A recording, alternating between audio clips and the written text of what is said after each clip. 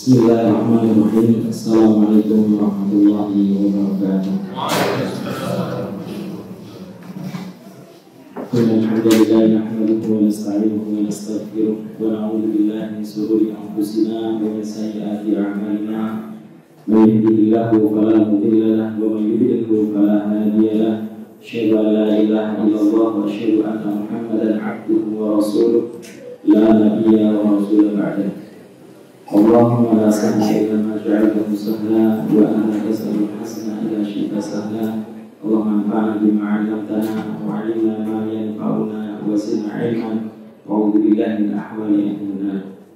Bapak Ibu sekalian, jemaah salat subuh yang berbahagia oleh Allah Subhanahu wa taala. Alhamdulillah, kita bersyukur kepada Allah pada kesempatan yang berbahagia ini kita dapat bermuhajirah, kita dapat mengkaji bersama di masjid yang mulia ini pada bulan Ramadan, dan kita berada pada 10 hari terakhir pada bulan Ramadan insyaallah. Maka untuk itu marilah kita bersama-sama saling mengingatkan di antara kita, keluarga kita, dan orang-orang yang kita cintai agar senantiasa istiqomah di 10 akhir pada bulan Ramadan ini, karena bisa jadi sisa kesempatan, sisa waktu yang ada bukan milik kita, karena kita mendapatkan kenyataan-kenyataan di masyarakat. Ada yang sebelum berakhir bulan Ramadan sudah dipanggil oleh Allah Subhanahu wa taala dan lain sebagainya. Maka untuk itu marilah kita bersama-sama meluruskan niat kita, marilah kita bersama-sama untuk istiqomah. Kita mohon kepada Allah, kita berdoa agar kita diberikan sabar, keteguhan di dalam kita mentaati Allah Subhanahu wa taala dan agama ini. Sebagaimana para ulama terdahulu, di antaranya adalah Imam Hasan al-Basri yang mengatakan, Allahumma anta rabbuna farzuqna istiqomah. Ya Allah, sesungguhnya Engkau adalah Rabb kami, maka karuniakanlah keistiqomahan kepada kami. Bapak Ibu sekalian yang mudah-mudahan dirahmati oleh Allah Subhanahu wa taala, sebelum kita membahas tentang tema beriman terhadap alam gaib, beriman terhadap hal-hal yang gaib, maka terlebih dahulu marilah kita bersama-sama bermuhasabah akan usia yang selama ini kita telah gunakan. Apakah benar usia tersebut kita manfaatkan untuk ibadah kepada Allah Subhanahu wa taala, ataukah sebaliknya?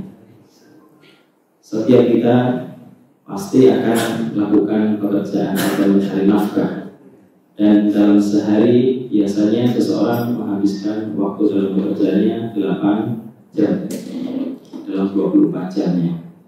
Maka jika patokan kita usianya adalah usia Nabi Muhammad SAW 63 tahun, maka setidaknya membutuhkan 21 tahun yang digunakan untuk bekerja.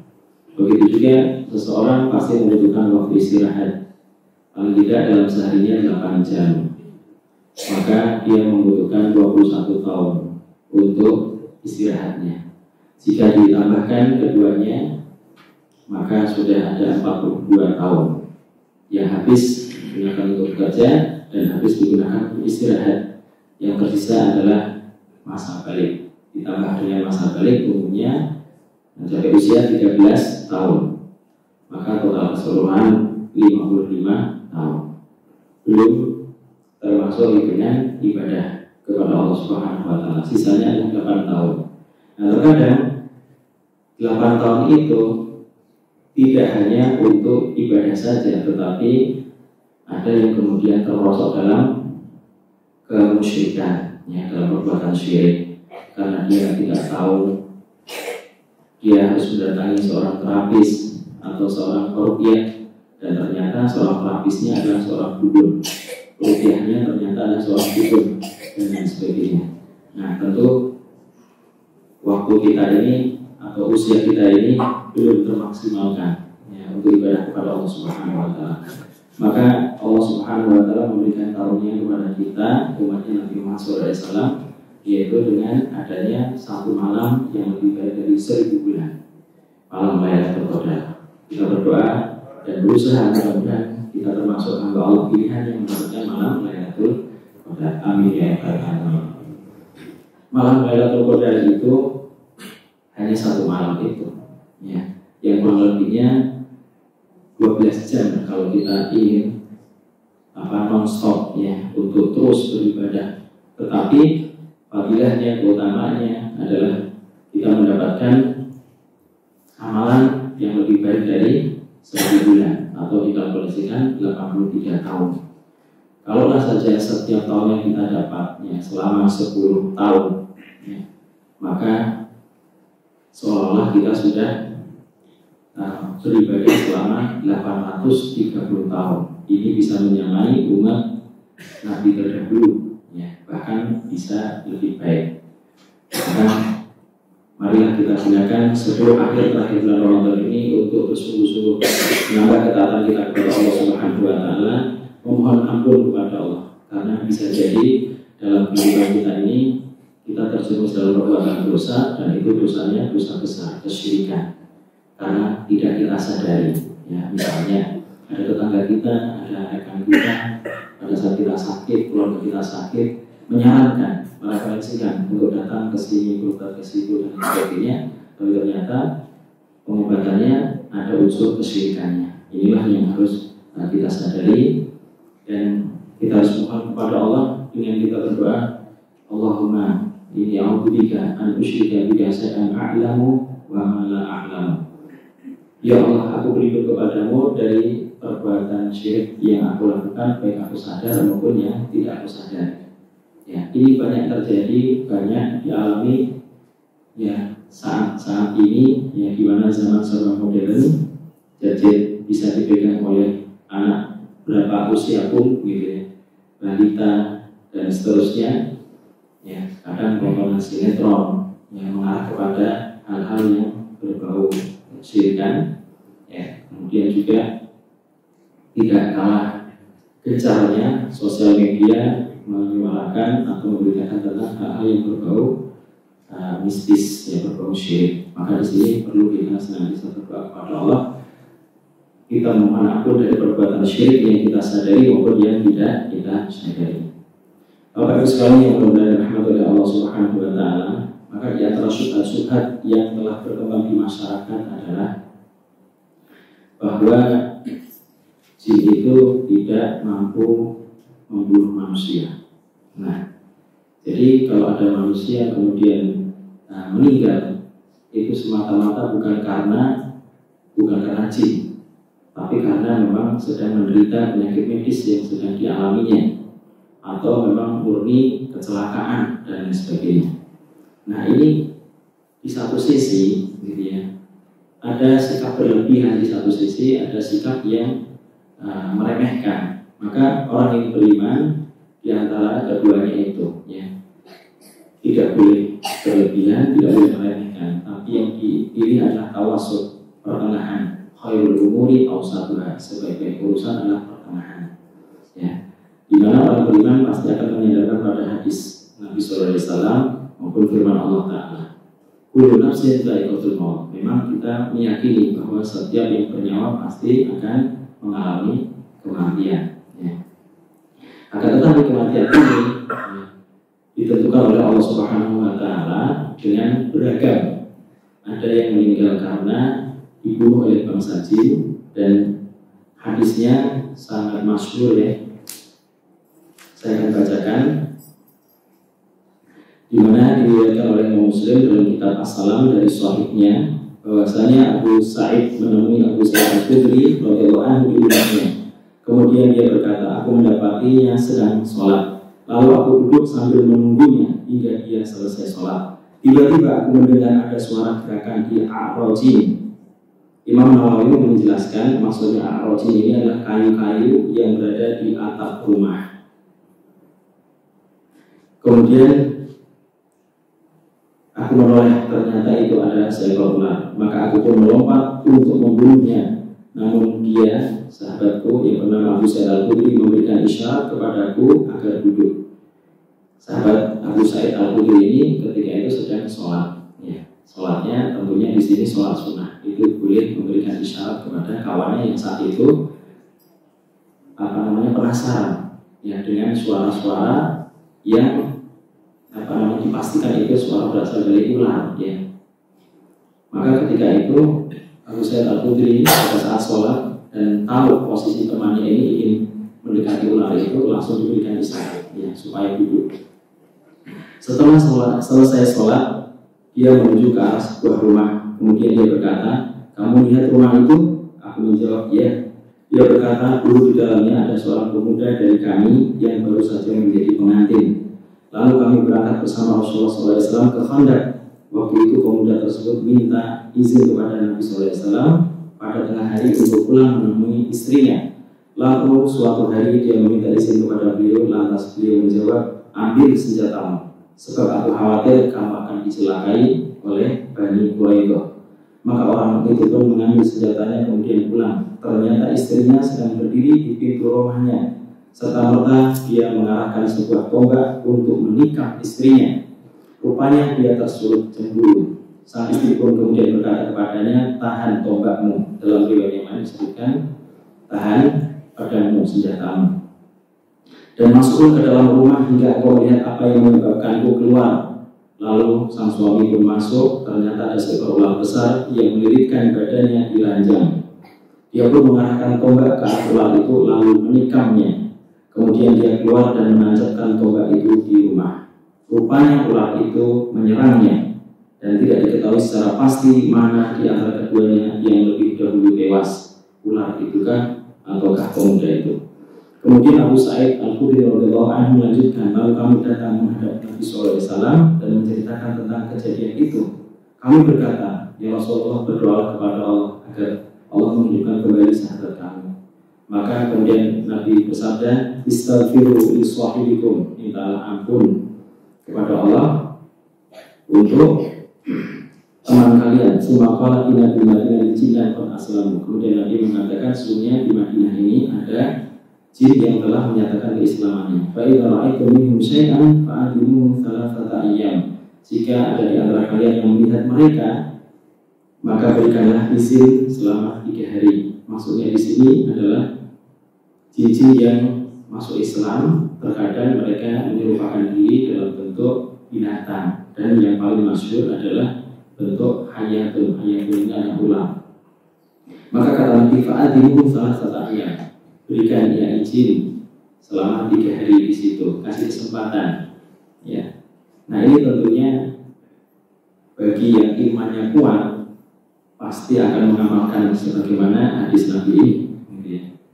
Tapi kita merasa bahwa iman kita belum kuat, tawakal kita juga belum kuat ya, sehingga ada di antara kita yang langsung tergesa-gesa membunuhnya ya. Maka ini adalah larangan dari Nabi SAW, karena bisa jadi yang kita bunuh adalah seekor ular jemaah dari bangsa jin. Dan para ulama menjelaskan di antara sifat-sifatnya, tanda-tandanya adalah dia bukanlah ular yang panjang, tetapi biasanya pendek, kemudian tidak terlalu gesit ya. Jadi gerakannya lambat, sangat lambat. Bahkan ketika kita ingin menyentuhnya, dia pun tidak bergerak sama sekali ya, tidak melakukan perlawanan, tetapi memang seperti memancarkan amarah, sehingga ketika kita melihatnya pun kita sudah merinding ketakutan. Padahal kalau kita memberanikan diri, kita ambil ya, dia tidak akan menyerang sebagaimana ular yang asli.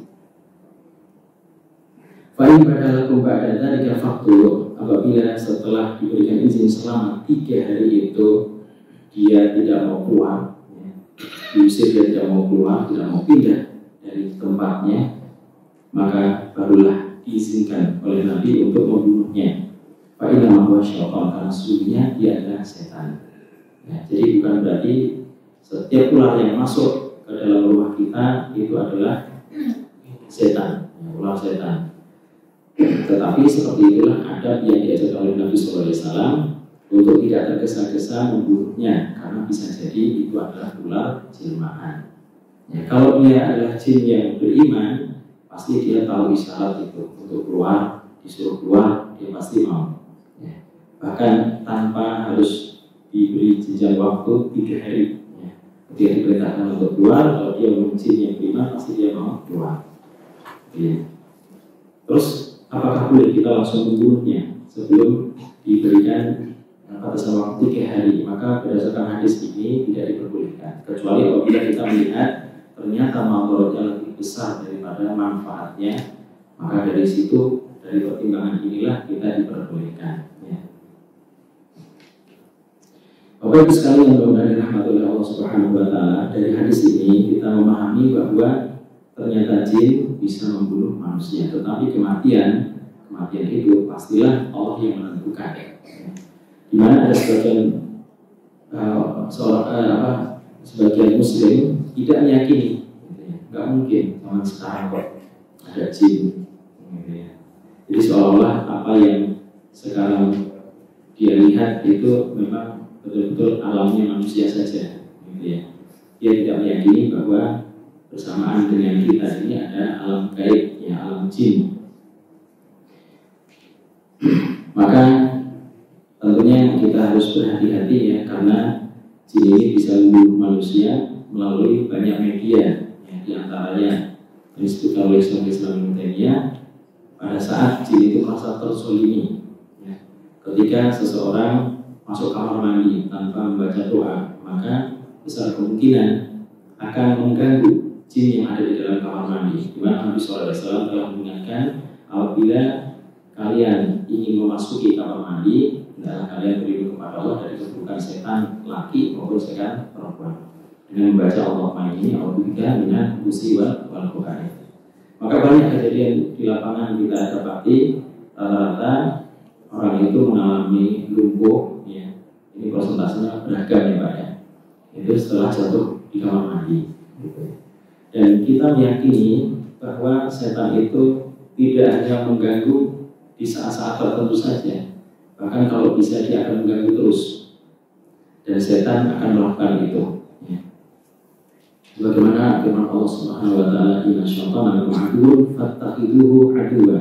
Sesungguhnya setan bagimu itu adalah musuh, maka jadikanlah ia musuh abadi.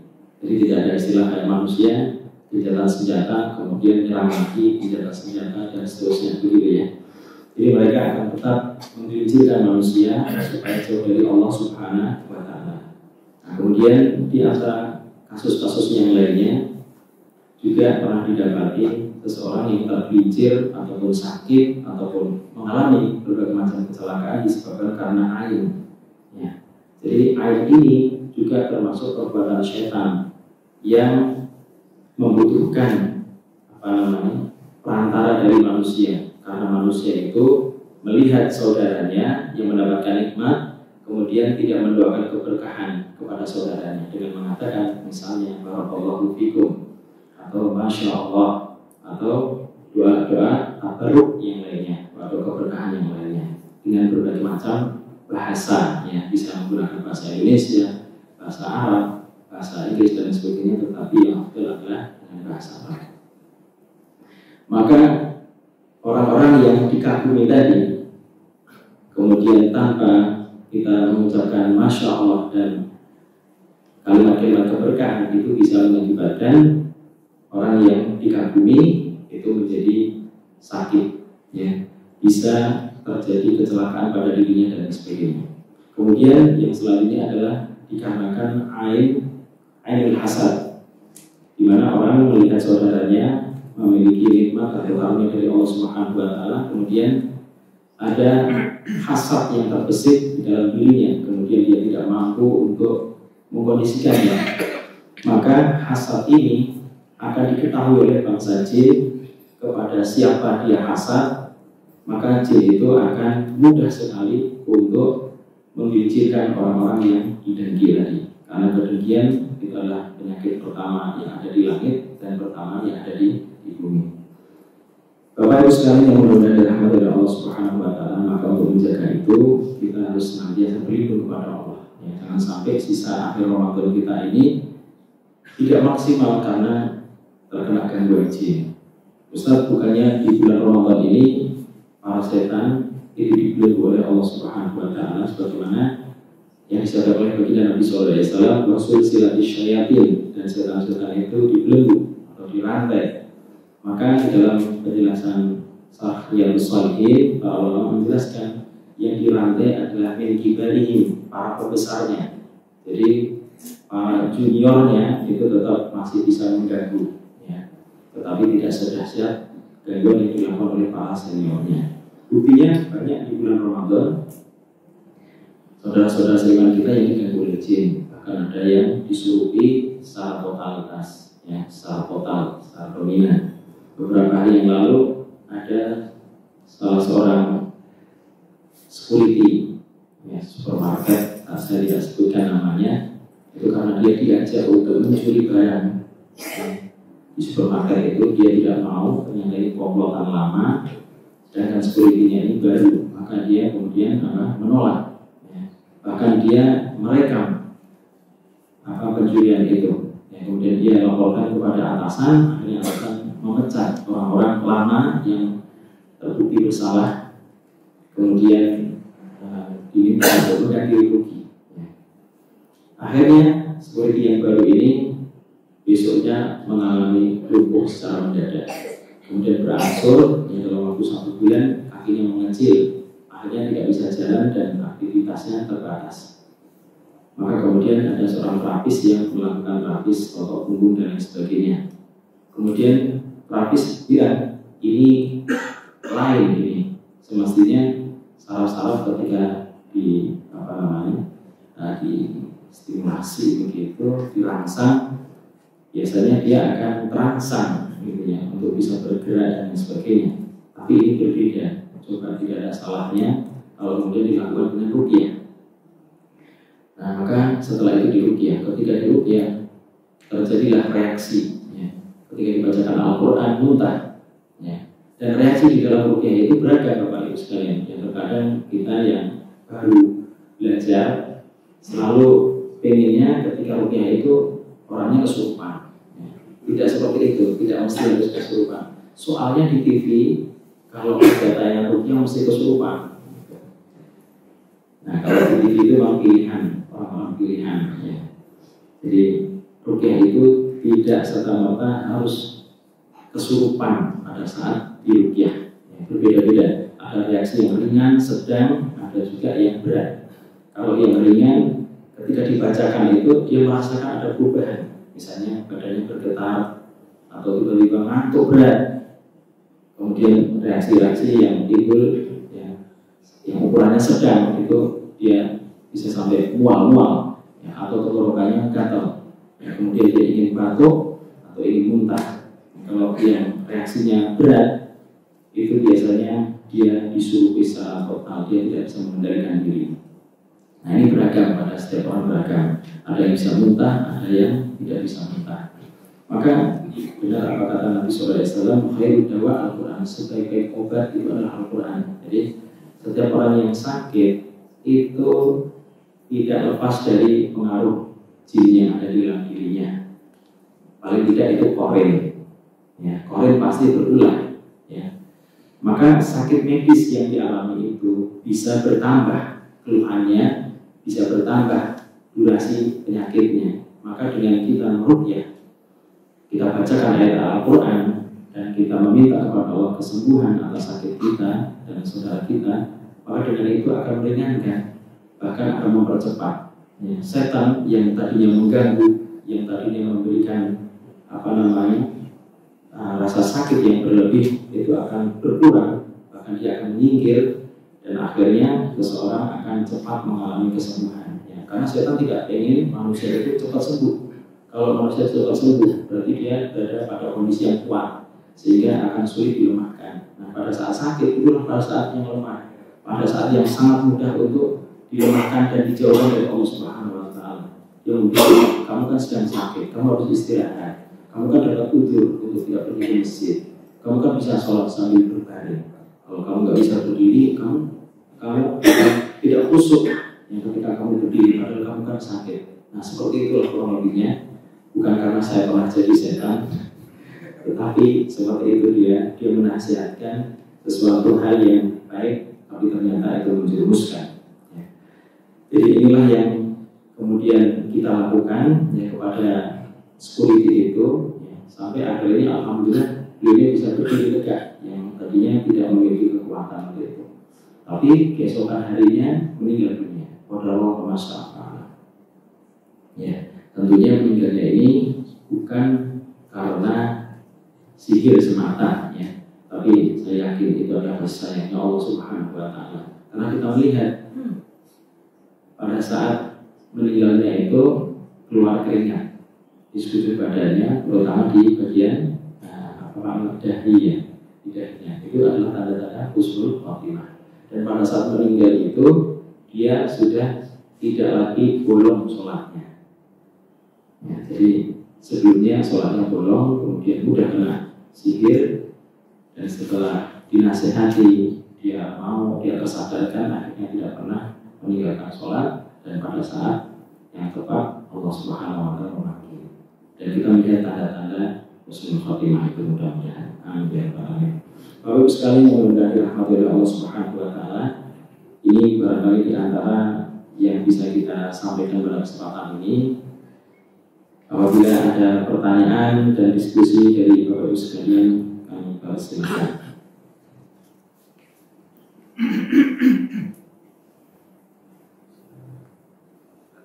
Ya, silakan. Tadi kan salah satunya kita dengan meruqyah diri sendiri. Ya. Apakah meruqyah itu harus kita niatkan atau dengan seringnya kita baca Al-Quran itu dengan sendirinya bahwa kita itu ya sekaligus meruqyah. Pemahamannya bagaimana? Ya, ya. Jadi dalam hadis diterangkan innamal a'malu binniyat, sesungguhnya segala amal itu tergantung niatnya. Dan itu pengalaman di lapangan berbeda. Ketika seseorang membaca Al-Quran secara rutin, kemudian dengan dia meniatkan selain untuk mendapatkan keridhaan Allah, ya, ketika membaca Al-Quran mendapatkan pahala, tetapi juga dengan niatan untuk kesembuhan, maka yang terjadi efeknya adalah berbeda. Ketika kita meniatkan untuk kesembuhan, maka Allah juga akan kabulkan. Karena itu tujuan, di antara tujuan diturunkan Al-Quran, wa nunazzilu minal Qur'ani ma huwa syifaa. Ya. Dan aku turunkan Al-Quran sebagai syifa, sebagai obat, ya, sebagai kesembuhan bagi orang yang beriman. Ini pernah dialami oleh seorang ustazah. Beliau sehari-harinya adalah mengajarkan Al-Quran dengan metode bumi. Ketika itu beliau merasakan ada sesuatu yang tidak enak dirasa di badan, tetapi beliau sangat kesulitan. Dia menceritakan keluhan itu kepada dokter, gitu ya. Karena dokter pastinya akan bingung, karena rasa sakit itu bisa berpindah-pindah. Yang sangat jelas adalah rasa sakit itu yang ada di badan, entah itu bentuknya semacam pegel atau nggak enak gitu. Ketika dibuat sholat itu nggak enak, nggak tenang. Buat istirahat juga nggak tenang, gitu ya. Jadi suka gelisah. Maka ketika beliau kemudian kita nasihatkan supaya meniatkan untuk ruqyah, ya, ketika membaca Al-Quran maupun untuk mengajar, itu yang terjadi adalah beliau kemudian bisa muntah. Belum lama beliau membaca Al-Quran kemudian muntah. Dan setelah itu apa yang beliau keluhkan itu hilang. Nah, di sini letak perbedaannya. Maka kita akan menyaksikannya di lapangan itu berbeda-beda kondisi sakit seseorang ketika diruqyah. Ada yang bisa langsung sekali sembuh, ada yang butuh tahapan. Tapi yang jelas kita harus yakin, ya, ketika melakukan ruqyah itu kita haruslah yakin dengan ayat-ayat Al-Quran yang kita baca. Di sana tidak ada ayat-ayat khusus, ya, yang digunakan untuk ruqyah. Kalau bukan ayat-ayat itu nggak mempan jinnya misalnya. Tidak seperti itu. Saya pernah membacakan ayat kursi berulang-ulang kepada pasien itu, tapi tidak ada reaksi. Begitu saya bacakan surat Al-Falaq, Anas, barulah dia menjerit-jerit. Jinnya kesakitan, jinnya muncul, ya. Kemudian dia minta supaya saya menghentikan bacaan. Kenapa nggak takut sama ayat kursi? Takut saya, tapi saya lebih takut dengan dibacakan Al-Ikhlas, Al-Falaq, Anas, karena saya berkeyakinan Trinitas, gitu, ya. Jadi dibacakan surat Al-Ikhlas dari awal hingga akhir, Akhirnya dia menyerah, dia bersedia untuk masuk Islam. Kemudian kita bimbing, mengucapkan doa kalimat syahadat, silakan keluar. Akhirnya dia muntah setelah itu. Nah dari sinilah kita husnuzon, ya. Insyaallah dia benar-benar masuk Islam. Karena apa? Instruksi kita itu dijalankan. Nah tentunya di sana ada trik-trik, Pak. Ya, trik-trik. Nah, saya pribadi karena sudah berkecimpung lama dalam dunia ruqyah syariah dari tahun 2000-an sampai sekarang, jadi semacam tahu psikologi jin. Gitu. Di samping itu juga kita menangani kasus-kasus santri, gitu. Jadi sinergi dengan kasus kenakalan jin dan kenakalan santri, gitu. Sehingga terkadang kita jarang tidak langsung yang membacakan ayat Al-Quran, tapi langsung main dekat. Karena kita mengetahui bahwa jin itu aslinya atau tabiat awalnya dia takut sama manusia. Sebagaimana Nabi SAW juga mencontohkan ketika ruqyah menggertak jin dengan ukhruj ya aduwallah, keluar dari musuh Allah. Kita pun juga melakukan seperti itu. Kalau tidak keluar, saya akan bacakan ayat Al-Quran, saya bacakan ayat kursi, saya bacakan ayat Al-Quran, saya akan kumandangkan azan dan sebagainya. Maka kita sampaikan itu dengan pede, dengan penuh keyakinan. Nah, maka jin pun akan mengetahui ini meyakinkan apa enggak, gitu ya. Ketika meyakinkan dan dia takut, dia keluar, ya. Kemudian muntah dan sebagainya. Nah, jadi memang butuh keyakinan ketika kita membacakan Al-Quran. Sakit apapun, Pak. Teman-teman sekarang sedang banyak menangani kasus-kasus kanker, gitu ya. Dan ternyata dengan ruqyah, ya, dibantu dengan medis juga, akhirnya alhamdulillah ada progres, ya, ada kesembuhan secara cepat, ya. Ada yang kanker stadium 4, gitu ya, ada penjualan, kemudian di ruqyah secara kontinu, penjualannya itu hilang. Setelah itu diperiksa ke dokter, dokternya bingung, kok hilang begitu saja, gitu. Ini banyak terjadi, ya. Karena di dalam hadis diterangkan, inna syaitana ya'ti 'alal insani majrad dam. Sesungguhnya setan itu masuk ke dalam tubuh manusia melalui peredaran darah. Jadi kalau dia berada di badan, itu berada di peredaran darah kita, dia bisa membuat seolah-olah sakitnya itu beneran medis. Sangat bisa dia melakukan itu, misalnya dibikin stroke, gitu. Dia bisa menyumbat saraf-saraf itu, ya. Dia bisa melakukan itu atas izin Allah Subhanahu Wa Taala. Allah Subhanahu Wa Taala berfirman dalam surat Al-Baqarah ayat 102, "Wa ma hum biqadhina min ahadin illa bi'idznillah." Sesungguhnya seseorang itu tidak akan mampu menimpakan madarat kepada orang lain dengan sihirnya itu kecuali atas izin Allah Subhanahu Wa Taala. Jadi mulai sekarang mari Bapak Ibu sekalian saya mengajak, ya, sakit apapun di diri kita, keluarga kita harus terapi dengan Al-Quran, ya. Karena Nabi mengatakan khairud dawa Al-Quran, sebagai obat itu adalah Al-Quran. Baik obat untuk penyakit yang medis maupun non medis, tetapi jangan sikap kita berlebihan juga, kemudian meninggalkan sisi medisnya. Padahal Nabi SAW bersabda, tadawu ya ibadallah, berobatlah wahai hamba Allah, wala tatadawu bil haram, dan jangan berobat dengan sesuatu yang haram. Jadi menempuh jalur medis itu adalah perintah Nabi juga, ya, selama pengobatan yang kita lakukan tidak ada unsur keharaman, ya, baik zatnya maupun perbuatannya, ya. Ya, tinggal kita mengasah keyakinan kita, pasti Allah akan sembuhkan. Dulu saya pernah mengajar bela diri, saya ajari murid-murid saya, santri-santri saya lompat harimau. Ketika melakukan praktek lompat harimau itu ada yang kemudian kakinya, jari-jari kakinya itu berseleo, ya. Saya waktu itu karena awal-awal mengajar ada rasa takut, nanti mesti akan diminta pertanggungjawaban sama mudir dan juga walinya, dia kesakitan.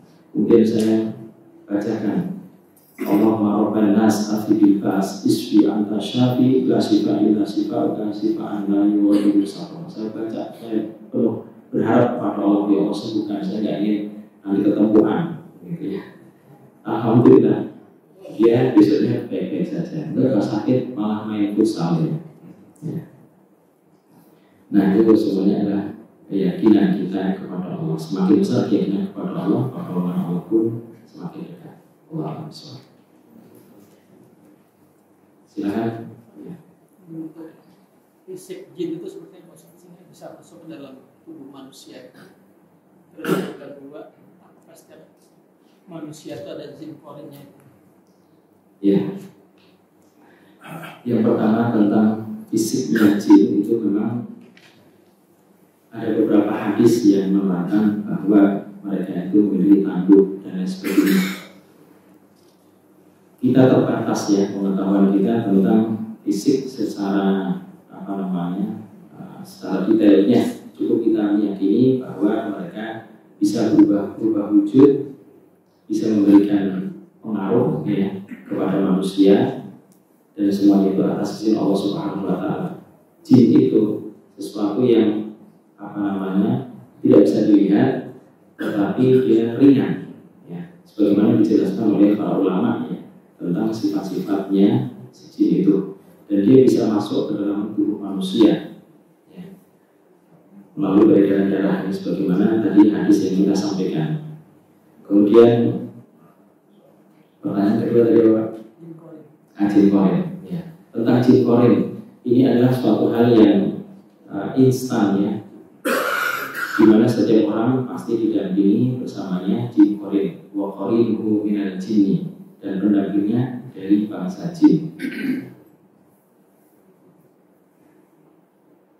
Adapun keterangan di dalam hadis disebutkan bahwa korin ya, jin yang mendampingi Nabi SAW qad aslam, telah diislamkan oleh Allah atau telah berserah diri ya, kemudian tidak memerintahkan kepada Nabi, tidak membisikkan kepada Nabi kecuali yang baik-baik saja. Nah, adapun korin pada diri kita, yang ada dalam diri kita, ini kita tidak bisa memastikan apakah dia Islam sebagaimana kita juga Islam ataukah bukan. Makanya kita harus bersungguh-sungguh, karena memang tujuannya mereka jin korin ini selalu membuat kita menyimpang dari Allah Subhanahu wa Ta'ala ya. Tetapi Allah Subhanahu wa Ta'ala juga memberikan penjagaan kepada kita dengan malaikat muaqibat, lahu muaqibatun, dan seterusnya itu di dalam Al-Quran. Malaikat muaqibat ini bertugas untuk mengkondisikan kita agar sesuai dengan takdir yang Allah tentukan ya. Jadi ketika ada kisahnya seorang syekh namanya Syekh Abdul Qawi Al-Yamani, beliau ngajar di sebuah pesantren Wadi Mubarak beberapa hari yang lalu, masih beberapa hari yang lalu, pas siang beliau mengendarai mobil di tol sendirian sambil murojaah beliau. Kemudian kondisinya saat itu ada jalan yang tidak bagus begitu ya, tiba-tiba beliau mendadak sampai akhirnya terjungkal ke depan ya 3 kali. Nah, setelah itu posisi mobil itu berhentinya setelah berguling-guling begitu, berhentinya itu di tepian jalan gitu. Dan barang-barang yang ada di mobilnya beliau benar-benar kemana-mana. Tapi Masya Allah, yang menakjubkan adalah beliaunya ini tidak terluka sama sekali ya. Beliau kemudian telepon ke pihak pesantren agar menjemput beliau, kemudian juga lapor polisi, dan beliau juga sempat diperiksa ke rumah sakit ya, untuk mengetahui apakah ada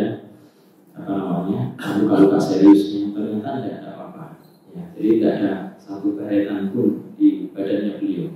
Nah, ini sebagai contoh yaitu pertolongan Allah Subhanahu wa Ta'ala yang Allah perintahkan ya, melalui malaikat muaqibat ya. Jadi malaikat muaqibat ini ditugasi oleh Allah agar seseorang ini sesuai dengan takdir yang dikehendaki oleh Allah. Kalau takdirnya tidak mengalami tidak mengalami sakit pada saat kecelakaan, tidak luka apapun pada saat kecelakaan, ya pasti seperti itu ya. Nah, ini yang harus diwaspadai adalah jika seseorang kemudian menganggap ya, bahwa ada jin yang mengikutinya, kemudian ada khodam ya, pembantu dari kalangan jin yang mengikutinya, kemudian dinisbatkan itu semuanya pertolongan Allah.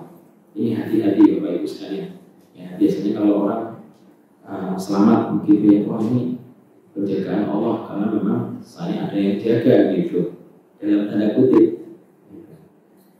Itu tidak benar seperti itu, ya. Seharusnya dia tidak mengucapkan kalimat itu, ya. Cukuplah hasbunallah wa ni'mal wakil, ni'mal maula wa ni'mal nasir. Ya. Karena banyak kita dapati orang-orang yang semacam itu, yang punya khodam itu memang terkadang dia diselamatkan oleh khodamnya itu, tapi semuanya itu kan Allah sebenarnya. Wa ma bikum min ni'matin fa min Allah. Nikmat apa saja yang kalian rasakan semuanya itu pemberian dari Allah, asalnya dari Allah, bukan dari jin khodam dan sebagainya. Ya, karena ya ada lagi terakhir. Oh ya.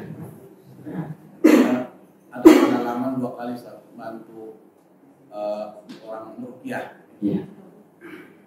Yang pertama keluarga, yang kedua teman. Yang pertama itu sudah tua, yang kedua itu masih SMP. Jadi kasusnya satu harian itu mungkin tidak cukup seharian untuk meruqyah, bisa sampai seminggu. Akhirnya disimpulkan sama peruqyah periksa dokter jiwa. Memang saya melihat, saya tanya sebelumnya, ternyata yang anak muda ini juga dia terlalu berambisi dalam belajar, mungkin cita-citanya itu ya, tapi nggak kesampaian. Jadi akhirnya mungkin stres gitu.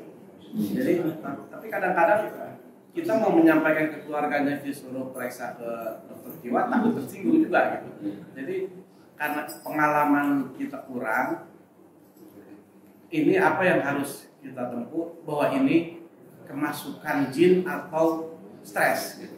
Itu yang kami punya kendala di situ. Terima kasih. Jadi memang kita harus diagnosa, ya. Diagnosanya itu betul-betul harus ketat, ya, karena antara penyakit psikis dengan gangguan jin itu 11-12, ya. Maka alangkah bijaknya jika kita juga menyarankan untuk terapi secara medis. Pak, ini sudah kita ruqyah, dan untuk memaksimalkan terapi ini harus dibantu dengan sisi medisnya. Coba dicek, gitu. Nah, itu biasanya kata-kata andalan kita begitu. Setelah kita sudah secara secara full, ya, meruqyahnya, maka jangan berhenti sampai di situ. Dan orang itu sembuh bisa jadi bukan karena faktor kita saja. Banyak faktor, mungkin doa orang tuanya, doanya pasangannya, doa anaknya dan sebagainya. Jadi kita nggak boleh kemudian berbangga hati, ya, berbangga diri. Kemudian kalau kita nisbatkan sumber itu datangnya dari Allah melalui banyak hal, gitu Bang. Jadi diajukan untuk terapi medisnya. Lalu bagaimana perkembangannya? Kalau dari sisi medisnya, dokter yang melakukannya memang dokter spesialis di bidangnya. Kemudian dokter mengatakan ini tidak ada apa-apanya. Dokter juga bingung. Nah, itu baru di situ kita tambah yakin karena kita punya data. Kalau kita kurang yakin, ya kita bisa sarankan kepada dokter yang lain, spesialis yang lain. Karena kita pernah dapatin ada seorang ibu, istrinya hakim agung, ceritanya beliau itu ditangani 4 profesor. 2 profesor menyarankan untuk dilakukan operasi dan 2 lainnya melarang keras.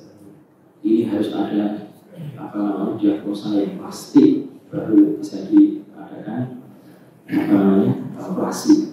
Akhirnya beliau lari ke Malaysia, dicek oksigen dalam tubuhnya, ketika itu normal dan baik-baik saja. Akhirnya datang lagi untuk ruqyah. Ruqyah itu 2 kali, ya. Yang pertama tidak ada reaksinya, yang kedua setelah kita sentuh dari sisi kesalahan kita di masa lalu, itu harus kita mohonkan terus ampun kepada Allah. Ternyata dari situ baru ada reaksi. Jadi beliau ini menunjukkan sakit non medisnya itu semakin nyata, gitu ya. Pertama karena dokter spesialis bingung, ya, dengan kasus yang dialaminya itu satu itu. Yang kedua, saat beliau menyadari kesalahannya di masa lalu, beliau itu kalau untuk tidur, untuk berbaring, itu malah lega, bisa bernapas lega. Tapi saat beliau bangun, justru kembali nyesek, ya, dan kesusahan bicara. Nah, ini kan aneh. Mestinya kan normalnya kalau orang sesak nafas itu dibuat tidur malah nyesek, dibuat berdiri atau aktivitas akan mendingan. Oh, harus. Silahkan Pak. Kalau ada orang yang ragu, apa yang termasuk gangguan? Ya, orang yang ragu-ragu ya termasuk ya itu adalah gangguan jin ya. Maka Nabi SAW menyukai tafaul, sikap tafaul, optimisme ya. Dengan cara apa kita bisa optimis? Kita berdoa kepada Allah. Ketika kita muncul keraguan kita, baik dalam ibadah maupun selain ibadah ya. Kalau pas dalam ibadah kita ragu nih, sholat sholat isya misalnya 4 rakaat, ini sudah rakaatnya keempat atau belum ya, gitu ya, muncul keraguan itu. Nah, itu keraguan yang dimulai dari jin ya. Maka di dalam Islam diajarkan ambil bilangan yang paling kecil, ini baru 3, kemudian dilengkapi 1 ya, meskipun kenyataannya ternyata kita sholat 5 rakaat, tapi itu ketika kita mengalami keraguan, pilihlah bilangan yang paling kecil. Misalnya kita ini sudah 3 rakaat atau 4 rakaat ya, sholat asar misalnya 3, nanti setelah itu baru sujud sahwi gitu. Tapi kalau keraguannya itu hanya sekali 2 kali gitu ya, itu masih hal yang wajar. Tapi kalau tiada hari tanpa keraguan, nah ini dia, mau makan aja ragu, Ada makan belum? bukan karena lupa gitu. Pokoknya aneh gitu ya. Tiada hari tanpa keraguan, mau keluar rumah ragu, mau bekerja ragu, mau menyentuh istrinya ragu, pasti ada kewajiban. Maka dengan kita berdoa kepada Allah akan muncul motivasi dan akan muncul optimisme itu. Wah, Ustaz. Ya, terakhir inilah Pak ya. Boleh nggak kita berkomunikasi dengan setan? Karena gini, kalau mengobati misalkan meruqyah kan, karena orang-orang di sekitar kita kan nggak tahu. Wah ini ada, wah ini mana-mana. Oh sudah, padahal masih ada. Nah, itu yang pertama. Seperti itu kira-kira kalau berkomunikasi yang menurut syariat yang benar itu seperti apa? Karena kan kita takut juga kan ilmunya dia mungkin lebih kita ke bawah. Tapi kalau untuk memastikannya kita kan harus tahu juga punya ilmu bahwa di situ memang ada, ya kan? Sama aja kita monitor bahwa daerah ini ada timah, ada emas, ada intan, ada berlian, kan ada ilmunya. Begitu pula dengan pengenalan sosok goib, itu juga sama. Kalau orang pakai tenaga dalam, mungkin ada getaran, ada hawa, ada perasaan merinding zaman dulu kan. Masuk wilayahnya, beri, nolak, beri, misalkan begitu. Jadi karena waktu itu pernah saya diprotes sama tetangga, seolah-olah saya memindahkan jin, yang memindahkan ini rumah ini, seperti itu infonya. Nah, makanya saya juga bingung, apa iya? Nah itu tolong Pak Ustadz, karena kita mendeteksi apa ibaratnya fitnah juga kan. Wah rumah ini. Nah itu jadi yang tertutup ya. Iya. Para ulama telah menjelaskan bagaimana hukum, ya, apa hukumnya berinteraksi dengan bangsa jin. Maka ini kembali kepada niat masing-masing. Innamal a'malu binniyat. Sesungguhnya segala sesuatu itu tergantung niatnya. Nah, maka saya sarankan ketika kita meruqyah itu adalah dakwah qabla istisqa, yaitu yang kita kedepankan adalah dakwah sebelum kepada kesembuhannya itu.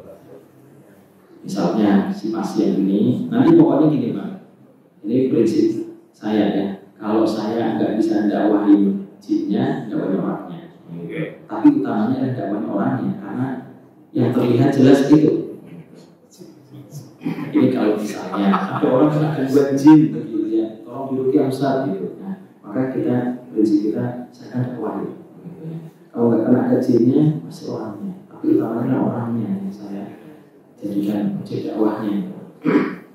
Sebelum pada kesembuhannya tadi sholatnya sendiri itu, saya tanyakan bagaimana sholatnya, adakah bolong-bolong? Oh, selama ini bolong-bolong Ustaz. Saya kasih nasihat, kalau pas bolong-bolong kemudian meninggal kira-kira masuknya neraka apa surga. oh neraka Pak Ustaz. Terus pengennya gimana? Neraka ya? Enggak lah Pak Ustaz, surga. Berarti jangan bolong. Dan sholat niatnya karena Allah, bukan karena supaya sembuh.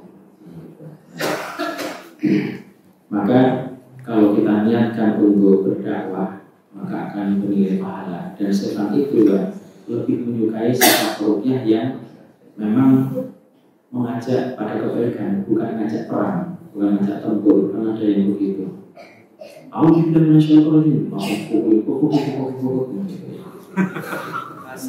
Ya, makanya muncullah ada komunitas ruqyah yang namanya KCR, komunitas cinta ruqyah. Jadi soft, caranya soft, tidak anarkis itu orang Islam. Ya, jadi kembali kepada niat masing-masing. Kemudian tujuan adalah dakwah. Saya lalu bisa membedakan mana orang yang emosian, gitu ya, mana orang yang mengembangkan kehati-hatian atau menegakkan SOP-nya gitu. Dia juga akan keluar dengan senang hati pada saat diperintahkan baik-baik keluarnya dengan nasihat gitu ya. Kalau saya sering begini, saya sampaikan pada jinya itu dan alhamdulillah banyak yang perlu. Saya sampaikan gini, siapa yang mengajari kalian seperti ini? Atas dasar apa kalian melakukan keseliman seperti ini? Coba tunjukkan sejak dari Nabi Adam alaihissalam sampai Nabi Muhammad SAW, ada nggak yang membenarkan perbuatan kalian? Saya sentuh hatinya sebagaimana saya menyentuh manusia. Ketika santri pelanggar, saya sentuh hatinya. Saya bilang begini, kalau kalian dizolimi, mau tidak? Orang tua kalian kah itu, saudara kalian kah itu, pasangan kalian kah itu? Ternyata jin itu yang ada yang nggak peduli apapun, ya silakan saja gitu. Karena saya nggak punya keluarga, karena saya sejak kecil dipukul sama dukun, diopeni sama dukun. Jadi pasti kayak manusia begitu kan. Jadi ada geng-geng gitu kalau manusia jalan dimanfaatkan di perata. Ada yang begitu kan. Akhirnya saya awalnya kayak percaya nggak percaya gitu, tapi saya coba gitu ya, saya praktekkan gitu dan dia kan sebagaimana manusia hanya beda alam dan tabiatnya gitu ya. Sebaik-baiknya jin itu seburuk-buruknya manusia gitu kan. Akhirnya awal mereka dan kamu kalau masuk Islam kamu nggak akan menyanyikan Islam, pasti kamu akan diberikan fasilitas sama Allah dan sebagainya. Saya sampaikan dari untuk meyakinkan karena kan Al-Quran itu mukjizat ya, mukjizat itu memberikan keyakinan. Ternyata kalau kita sampaikan dari di alam sini itu Pak, banyak mereka yang lebih cepat yakinnya, atau kalau pas nolak cepat nolaknya gitu Pak. Jadi tidak abu-abu gitu. Nah akhirnya dengan cara seperti itu alhamdulillah dia bersedia masuk Islam, dia bersedia keluar dan sebagainya. Tetap ada yang membangkang gitu. Itu kan setelah disaring sekian kali, nah ini yang membangkang dieksekusi, maksud baca itu terus, gitu, dipencet dan sebagainya. Nah seperti itu Pak. Jadi hukum berdialog dengan jin, ya, itu tergantung niatnya. Kemudian ada penjelasan dari ulama, berdialog dengan jin itu adalah suatu kenikmatan, tapi yang keduanya adalah jebakan. Hati-hati ya. Jangan sampai kita itu mengiyakan apa yang dia ceritakan itu. Jadi kita sesuai kebutuhan aja. Mendakwai dia, masuk Islam, keluar, selesai. Gak usah diurus. Nanti kamu begini gitu. Ya, kita nggak dapat memonitor soalnya. Ya, perintahkan untuk bertobat dan keluar. Jadi itu Pak ya. Dan tanda-tandanya itu bisa diketahui dari keluhan yang dirasakan. Kalau itu bukan pada manusia, ya kita tinggal tanya kepada yang tinggal di tempat itu. Masih merasa gangguan enggak? Oh masih ada gangguan, berarti harus lebih rajin lagi ibadahnya gitu ya. Jadi kalau orang itu aslinya tidak bisa melihat jin, ya ada orang yang bisa melihat jin itu ada salah satu atau dua kemungkinannya. Pertama dalam gangguan jin orang itu sehingga dia bisa dilihatkan perawan jin. Yang kedua dia meminta bantuan jin. Kalau nggak dalam pengaruh jin, dia minta bantuan jin. seperti kiai dukun, ustaz dukun, dukun itu sendiri. Wallahu a'lam. Demikian saja yang dapat kita sampaikan pada kesempatan ini. Semoga bermanfaat bagi saya dan juga sama sekalian. Kita akhiri dengan doa kepada Subhanahu wa ta'ala. Asyhadu an la ilaha illa anta astaghfiruka wa atubu ilaik. Assalamualaikum warahmatullahi wabarakatuh. Waalaikumsalam.